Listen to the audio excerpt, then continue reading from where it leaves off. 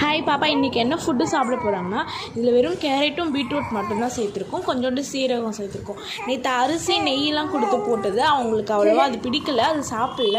So அதனால் இன்றைக்கி கொஞ்சம் வேறு மாதிரி சூப் மாதிரி பண்ணி கொடுக்கலாம் அப்படின்னு சொல்லிட்டு தான் இதை பண்ணோம். அவங்க கொஞ்சம் நேரம் கேமராவே பார்த்துட்டு பேசிக்கிட்டு விளையாடிக்கிட்டு இருக்காங்க. ஸோ பார்க்கலாம் உங்களுக்கு இந்த சூப் பிடிக்குதா இல்லையா அப்படின்னு சொல்லிட்டு.